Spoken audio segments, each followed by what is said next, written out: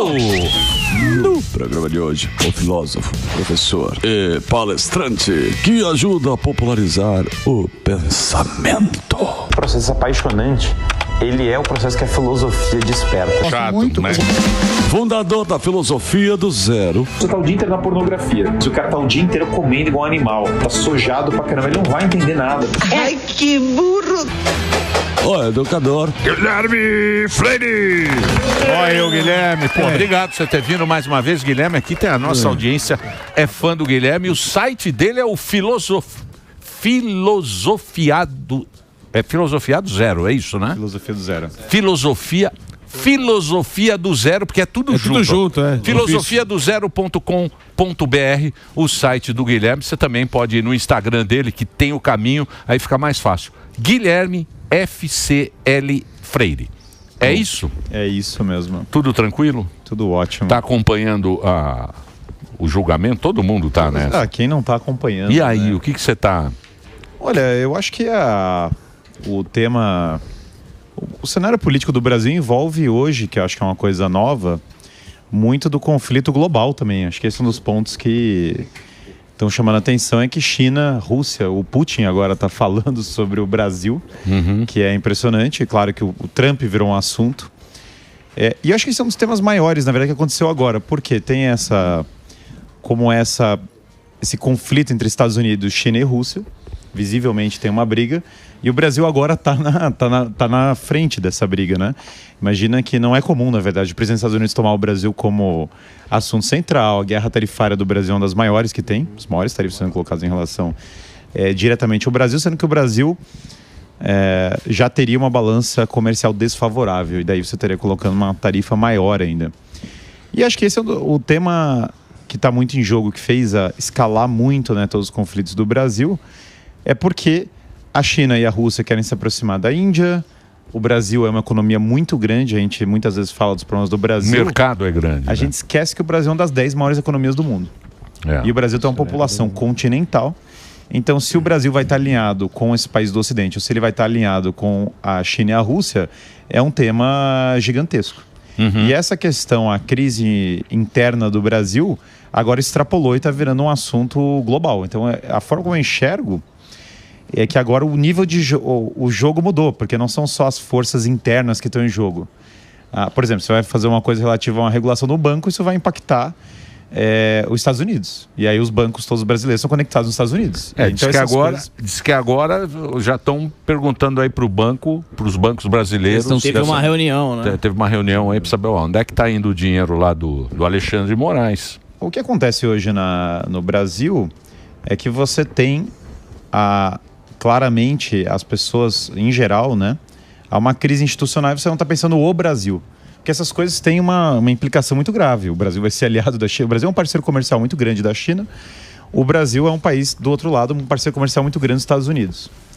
E aí na minha leitura, há uma divisão, porque raramente você está pensando o que seria melhor para o Brasil.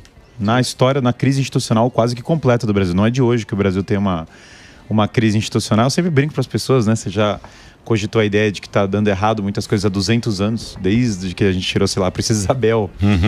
O sistema brasileiro não funciona, ele é instável. Toda hora a gente troca de Constituição. A Constituição, eu sou 3 anos mais novo que a Constituição. É muita loucura isso. Então você não tem uma estabilidade efetiva. Muito do que a gente paga de imposto não chega na área finalística. E aí essas crises institucionais só vão atrapalhando o Brasil num cenário global como um todo, porque as pessoas vão olhar e falar, não tem como levar a sério o país nesse cenário. Sim. O Bukele está falando sobre o Brasil, porque esse é um caso incrível. O El Salvador controlou o crime. O El Salvador é mais ou menos do tamanho do Rio de Janeiro. O El Salvador saiu do país mais violento, um dos países mais violentos do planeta e disparado o país mais violento da América Latina, para menos homicídios do que o Canadá, em 3 anos. E aí ele falou, olha, o crime no Brasil, ele é maior que no El Salvador, claro. Mas o Estado brasileiro também é muito maior que o El Salvador. Sim. Os recursos do Brasil são muito maiores. Então ele falou, é claro que tem como combater o crime. Então o Brasil, você começa a olhar coisas meio básicas, que e essas perguntas que tinham que estar sendo feitas. Por que a maior parte dos impostos que a gente paga não chega na área finalística? Pergunta seríssima. Depois, por que a nossa taxa de impostos é tão alta, da mesmo modo, se não se entrega o resultado proveniente disso. Você não resolve, você não tem alto desempenho na educação e tal. Depois o crime é descontrolado. Nós temos uma das maiores taxas de crime do planeta. E aí nós estamos brigando uma briga institucional interna quando nenhum desses problemas está sendo resolvido. Então o Brasil, sei lá, a gente não tem uma indústria nacional, a gente está importando todos os carros da China sem ter propriamente um carro do Brasil. Sim. Engenheiros qualificados já a gente tentamos fazer. Mas a gente sabota os nossos. Toda pessoa que chega se destacando no Brasil, a gente sabota. Então, mas eu posso tentar encontrar uma resposta para algumas das perguntas que você fez. Por exemplo, para onde vai o dinheiro arrecadado do Brasil? Porque eu acho que nós temos dois Brasis.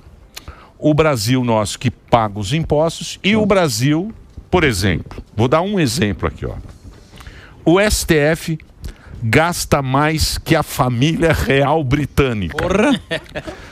A família real britânica, ela tem 1.133 funcionários e ela gasta 645 milhões de reais. O Supremo tem 11 ministros e 1.200 funcionários e gasta 897 milhões de reais. Tá aí uma das explicações por que é que o dinheiro não vai para onde precisa. Do STF, hein? STF. Os gargalos são gigantescos. Claro que o Brasil é um dos países... A máquina pública no Brasil é absolutamente infinita. Deus do céu, né? A gente gasta mais com o judiciário do que com toda a defesa, com pesquisa e tecnologia. Sabe que eu tive a experiência de ir no IME, né? E aí você chega em grande parte das inovações do Brasil partiram do IME.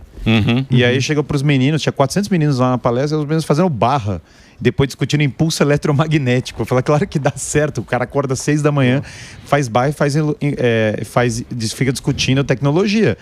O que acontece é que a gente gasta horrores em, sei lá, departamentos de sociologia aleatórios que não estão entregando nada relativo de efetivo em grandes quantidades. Então você tem reajuste de juiz infinito, tem dinheiro que vai, corrupção em infraestrutura e tantos lugares que o dinheiro é desviado. É o cara andando com 3 Rolex que teoricamente estaria cuidando do Bolsa Família, sei lá, é o cara andando com 8 Rolex na mão. É a corrupção local. Então o dinheiro não chega lá. E o Brasil ele é construído como uma superpotência, mas ele é governado como se fosse o caos absoluto. Então você pega o Brasil, é um país com recursos raros. O Brasil, ele tem nióbio. Esse negócio é um negócio que é feito para fazer microchips, semicondutores. Basicamente, vários das terras raras e dos recursos fundamentais. Alguns deles na Amazônia, inclusive, que é um dos temas. Porque que essas ONGs, alguns deles nos lugares que essas ONGs falam, vão salvar a Amazônia. E, curiosamente, o lugar onde ela vai salvar a Amazônia é onde tem as terras raras. É sempre esse fenômeno. Minas tem demais, vários dos recursos do desenvolvimento tecnológico do mundo são no Brasil. E é óbvio que todos esses países estrangeiros, eles estão pensando nisso. Eles sabem que o Brasil tem recursos decisivos, uma economia decisiva, então eles têm interesses variados aqui. Só que como não tem o mínimo de unidade no país, porque a gente está na autodestruição, você não resolve o crime, não resolve a economia, e aí fica o país do futuro. Não é porque não tem o potencial a população, mas é pela crise política e ideológica. Porque você trocou a educação de desenvolvimento e tecnologia para educação socialista de terceira categoria, de progressismo e qualquer tranqueira. A gente está aqui no Ocidente discutindo quantos gêneros existem. São 2, aliás, se alguém não tinha a informação. E o chinês está fazendo carro e estrada e guerra econômica. Ele está em outra... O Putin está invadindo a Ucrânia, está falando assim, eu quero território, eu quero crescer, eu quero não sei o quê. E no Brasil, é óbvio, o globo inteiro está olhando o Brasil e falando, cara, o Brasil está autofágico. Então eu entendo que o cenário que a gente vive eu acredito piamente que o Brasil consegue assumir sim um papel de potência, um papel de grandeza. O recurso ele tem, o potencial tem. Mas ele tem que sair de um governo nota 1, que acho que é um país nota 9, recursos nota 9, governo nota 1, ele teria que dar um salto, no mínimo triplicar, quadruplicar isso. É o Paulo Guedes que fala isso, né? Porque ele fala que a China virou capitalista e o Ocidente está virando socialista. A gente não quer trabalhar... Não é um pensamento aqui, é a escala 6x1. É isso aí. Benefício social. Canetada. Quer se aposentar com 8 anos... quer se aposentar com... Tudo é trabalhismo. A gente tem 1/4 da população do Brasil podendo trabalhar, não trabalhando. É muito louco então, isso. E o chinês trabalhando, porque o chinês nunca teve o capitalismo. A China está descobrindo isso agora. Então eles entraram no capitalismo e a gente está... Mas também isso... que é a decadência, né? A decadência do Existe Ocidente. uma decadência do Ocidente. Você sabe que a China passou pela revolução cultural. Depois do grande salto do mal, a China teve uma crise desgraçada. E o Deng Xiaoping, quando ele assume... porque o Deng Xiaoping, ele não era o cara necessariamente do grupinho interno do Mao Tse Tung. Ele, inclusive, foi perseguido durante a época. Ele era meio oposição, né? Ele era meio oposição, só que ele assume agora, num contexto que tem que salvar a economia, porque todo mundo viu que o país afundou. Quando ele assume, então, e tira a esposa do Mao, que só queria saber de fazer arte comunista, não sei o quê, e aí ele começa a salvar a economia. Ele está passando vergonha. E aí tem um case que o Brasil super deveria estudar, que é o case do Singapura. Porque o Singapura foi transformado completamente. E o Singapura foram reformas à direita, não foram reformas à esquerda. O Singapura basicamente zerou imposto. Crime, controle total do crime, zerar o crime. Projeto, você vai ter que trabalhar. Agora vai todo mundo ter que trabalhar no país, tem que estudar 3 idiomas na escola, matemática pesada, tem até o método Singapura de matemática, valores tradicionais, muitos são etnicamente chineses, eles começaram a estudar Confúcio. E aí o Deng Xiaoping foi visitar o Lee Kuan-yew, que é o cara que fez toda a reforma. E o Lee Kuan-yew virou uma espécie de CEO do país. O país foi administrado como uma empresa. E aí o Deng Xiaoping, ele desembarca lá, ele tá passando vergonha. O Singapura, o antes e depois ali, o pessoal, é impressionante. É impressionante, é um negócio impressionante. O Deng Xiaoping visita o Singapura e ele fala, a gente tá passando vergonha. E aí o Lee Kuan-yew começa a rir. Fala, lógico, as ideias que vocês estão implantando são ridículas, elas não vão dar certo. Aí o Deng Xiaoping começa a implantar o quê? Zonas com 0 imposto. Não pode mais ter crime, eu vou prender todo mundo que cometer crime. A gente vai voltar a ler Confúcio, que é muito louco, que era a tradição chinesa. Verdade que com o viés também do Partido Comunista, que eles abandonam tudo, então vira essa estranha simbiose, né? Porque é um país de esquerda que adotou ideias de direita, então começa a criar essa estranhíssima simbiose da China, que de um lado tem o Partido Comunista visualizando a sua vida, mas de outro lado tem imposto zero para você fazer tal coisa, de outro lado tem combate ao crime, aula de masculinidade, que os chineses implantaram. E aí a China entra num modo de briga por espaço real, de afirmar a identidade chinesa. Essas reformas, elas trazem, que é o que eles começam a chamar de socialismo com características chinesas, que são meio que capitalistas, a maior parte delas, e que são meio que ideias de direita. E aí até apontaram, obviamente, essa contradição para o Deng Xiaoping, e ele falou, olha, se o gato é branco ou preto, não me interessa, quero saber se ele come o rato. Isso. Então ele não liga, na verdade, para o nome, senão para a realidade. Bom, essas políticas avançaram a China. Obviamente a China, o interesse da China é a China. Ela não está... O jogo dela é esse, claramente há um jogo da China de esticar a corda americana. O que é esticar a corda americana? De um lado ela apoia a Rússia invadindo a Ucrânia, que os Estados Unidos é obrigado a olhar para aquele canto. Depois ela apoia o Irã no conflito com Israel, que dá mais uma esticada, e a Venezuela seria o outro ponto. Visivelmente a China joga um apoio multifacetário, por isso que o Brasil obviamente está nessa rota, e a Índia é outro tema. Então, a ideia da China é, perfeito, eu vou adotar essas ideias que funcionam do mundo capitalista e eu vou me desenvolver. Eu vou esticar a corda americana. No longo prazo, os Estados Unidos vai se autodestruindo.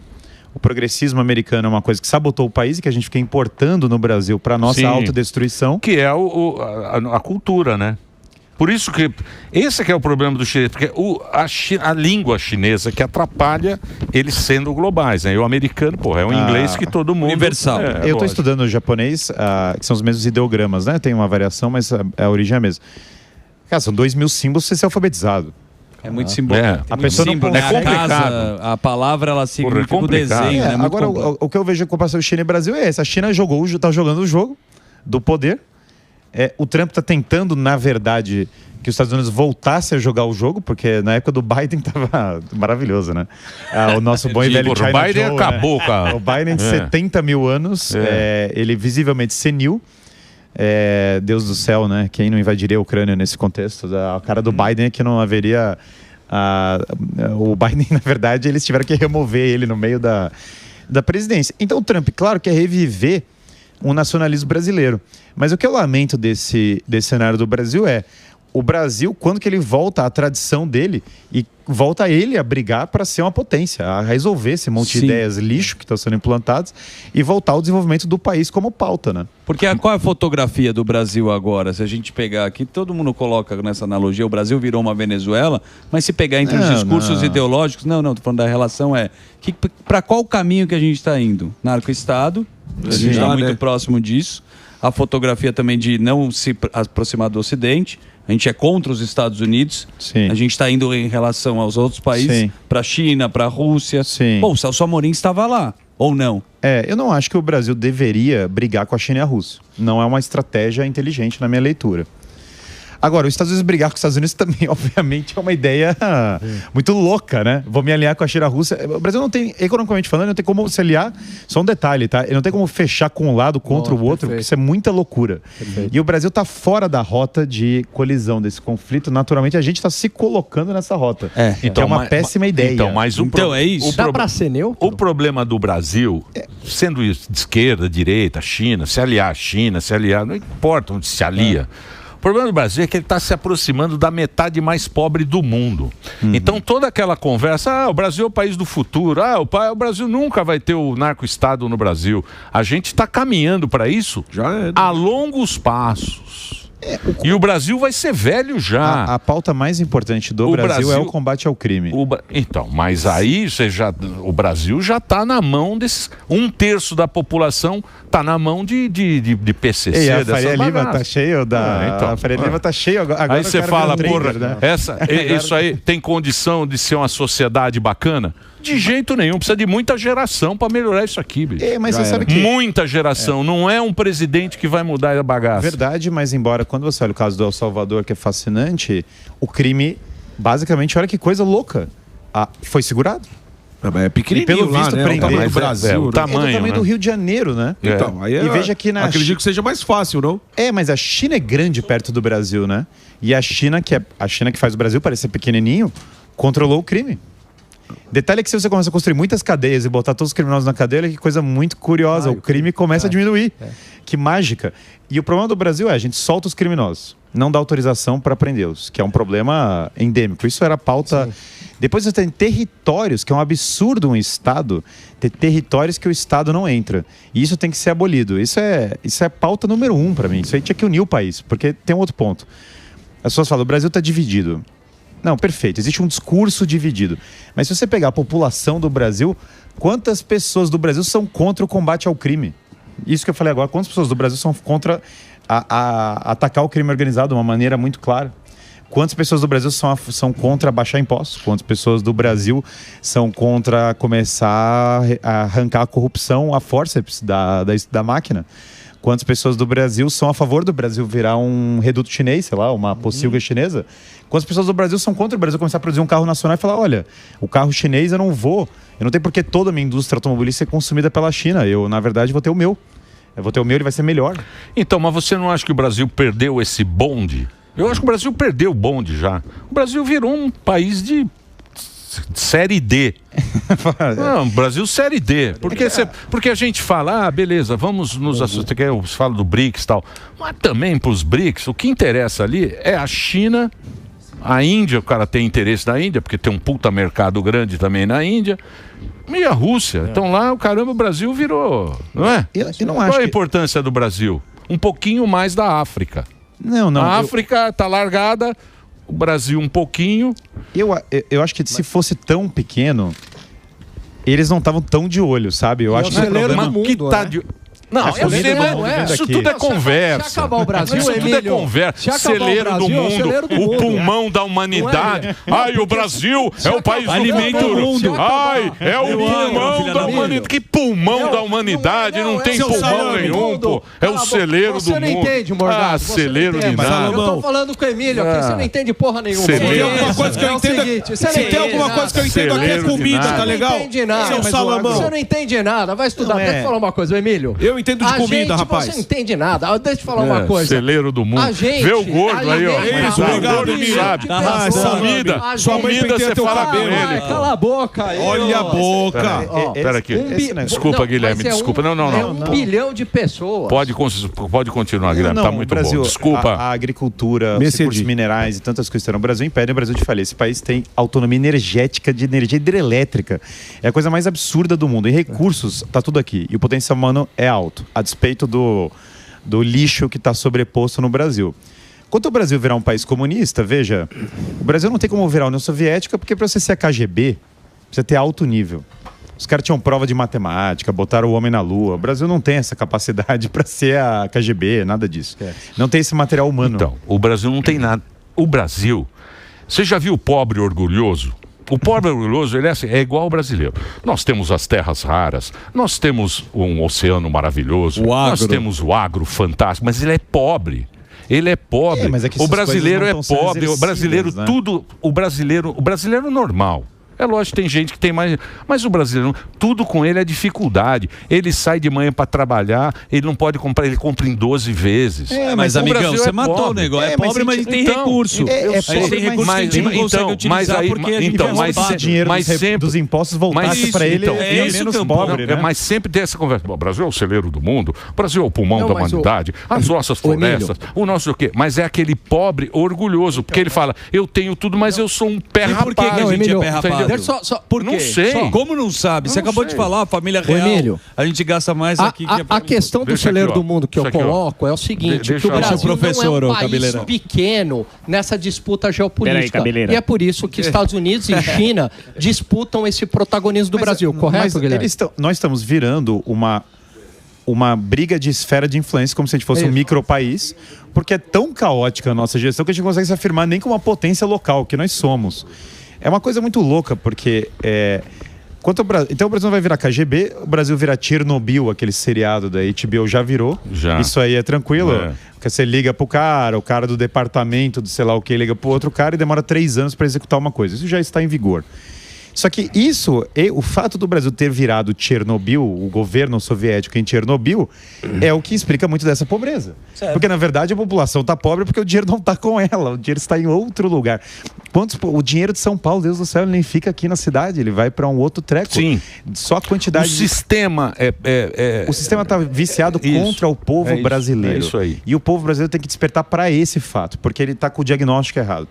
Ele está pensando que é só o tema da eleição. Certo. Mas não é só o tema da eleição. É o hardware. Não é só o software. Se for só o cara que está lá no poder, você não está olhando o sistema. Mas o Bolsonaro foi o cara que alertou a população para tudo isso.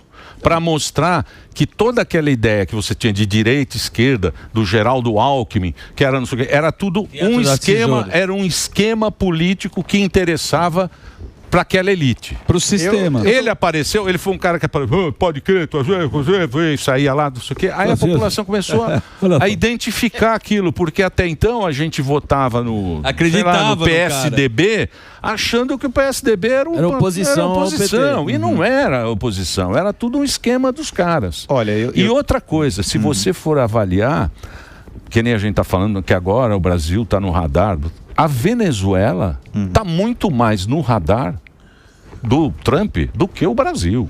Me desculpa. Num radar ruim também. Não, então, mas estamos logo lá, bonitão. Mas se pergunta para o nosso repórter lá, o que estava aqui. Fuzil? Não, o nosso repórter lá da Jovem Pan, tá lá, tava no Morning hoje. Pô, que entra aqui. O Eliseu? O Eliseu Caetano. Pergunta pro Eliseu. Notícia nos Estados Unidos do Brasil é nada. Direita. O Eliseu tem que pesquisar mais. Sim, mas olha só, direita e esquerda não são equivalentes, sem dúvida. Nunca foram. Eu sou zero relativista. A direita tem os seus pontos, a esquerda tem os seus pontos. Eu nunca pensei assim, na verdade. Aliás, bom e velho, pra mim, direita é o certo, esquerda é o errado. Eu não tenho apreço. Alguém pode falar, a esquerda é sobre ajudar os pobres, eu nunca caí nessa, dá pra ver claramente que não tem nada a ver com ajudar os pobres. A esquerda basicamente tem a ver com desconstruir os valores, tem a ver com as pessoas não trabalharem e quererem recursos, que é uma impossibilidade lógica, e com as pessoas pregarem uma igualdade que simplesmente não existe, porque na verdade você precisa ter hierarquia e ordem, família e pessoas minimamente estabelecidas para ajudar as pessoas, que tem que ajudar os pobres, mas o jeito que você ajuda os pobres é com bons valores e com um sistema econômico funcional, óbvio, com caridade real, não com caridade instrumentalizada. Dado que a esquerda é ruim, a questão é que ainda eu entendo que a direita brasileira tem que dar um salto de consciência do tamanho da briga, porque, claro, todas as pessoas sempre tem... O tema da direita no Brasil apareceu. Agora certo. Tem a direita no Brasil, antes nem era uma... Isso. Como você falou, a gente teve... A eleição era o Serra e o Lula e a Dilma. Serra e Dilma, porra. Era assim, era um negócio que... Serra e Dilma. A direita não existe no radar. É isso aí. Então tem níveis de consciência. Agora, muitas vezes o problema da direita é que ela está só reativa em relação ao que a esquerda está fazendo. Se você pegar o exemplo do Singapura que eu citei, tem um projeto claro do que tem que ser feito. Isso está faltando ainda. Tem que ficar mais claro. Falar, nós precisamos fazer isso aqui. O que eu falo fazer isso aqui? Nós precisamos reduzir os impostos dessa maneira, nós precisamos combater o crime dessa maneira, nós precisamos começar a mudar a educação dessa maneira. Porque isso vai mudar o paradigma, vai começar a unir o país. Porque o problema é que hoje é tudo reativo. Então, beleza. O cara tem lá e aí, novamente, eu não sou... Deus do céu, eu sempre sou direita e não esquerda, entendeu? Mas a questão é que se você fica só reativo e você não propõe, você não tem como vencer. Uma proposta. Porque para vencer a sua proposta tem que ser executada. O Bukele, que não é longe de ser perfeito, isso não é o tema, não estou querendo exaltar, mas ele tinha uma proposta clara em relação à segurança e essa proposta foi aplicada. El Salvador não é o Brasil é muito maior. Mas a gente resolve o crime no Rio. Retoma o Rio de Janeiro. Que eu acho, e é o principal tema do Brasil hoje, é a criminalidade. Esse que é o problema dele, por favor, pode colocar @Guilherme Guilherme FCL Freire. Guilherme FCL Freire. Você pode, eu tive que entrar ali, ó, e ali é um teste de visão ocular.